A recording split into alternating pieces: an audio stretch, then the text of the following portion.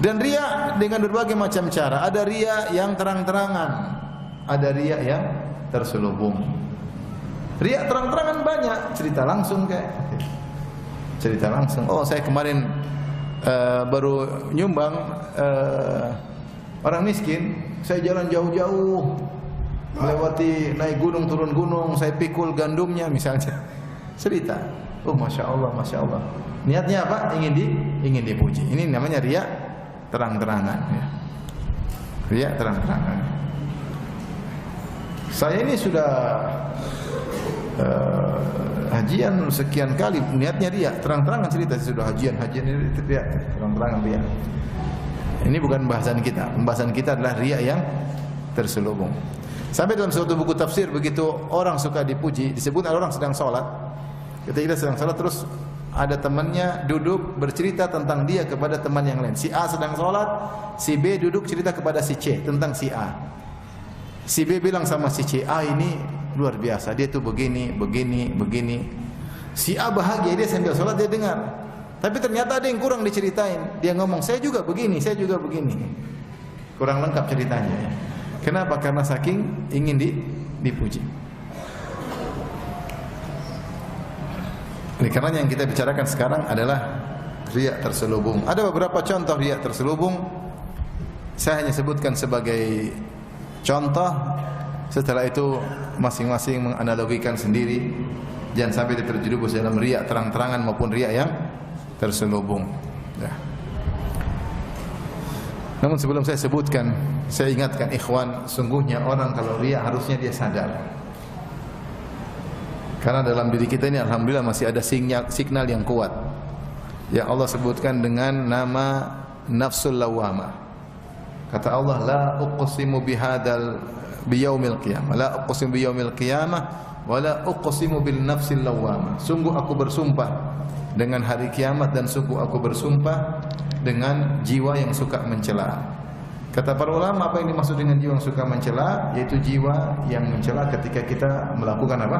Maksiat, membuat kita gelisah. Kenapa kau lakukan demikian? Buat kita menyesal, itu namanya jiwa yang suka mencela. Ini jiwa yang bagus. Di antaranya kalau kita mau maksiat terkadang deg-degan, itu jiwa yang bagus. Di antaranya kalau kita mau riya, jiwa itu kasih tahu, kau tuh mau sombong, kau tuh mau riya, kau tuh mau pamer. Kita tahu sebenarnya, tapi kita lanjut aja. Kenapa? Di balik cerita ini ada penghormatan, ada pengakuan, dan pengakuan itu kelezatan yang luar biasa. Diakui orang itu kelezatan yang luar biasa. Maka kalau kita mau jujur, sebenarnya kalau kita mau riya ada signal. Ini mau riya ini, kamu mau cerita maunya apa nih? Tujuanmu apa cerita? Kita tahu tapi kita lanjut aja. Maka waspada jika kita mau cerita sesuatu atau menyampaikan sesuatu, nampak di balik cerita itu kita ingin pamer, kita ingin riya, maka berhenti.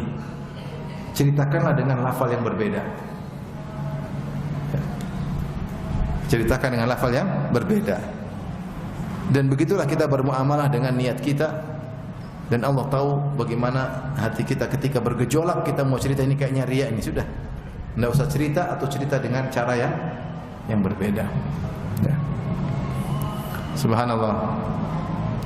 Di antara contoh yang menakjubkan yang saya lihat di alam nyata, Syekh Abdul Razak Fidahullah Ta'ala.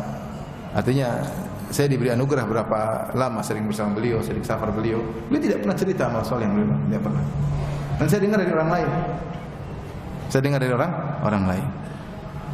Tidak pernah cerita ke sana ke sini begini, enggak ada cerita. Enggak ada cerita. Sampai tidak ada hal yang menakjubkan, di antara hal yang menakjubkan. Suatu hari saya mau terjemah ceramah beliau.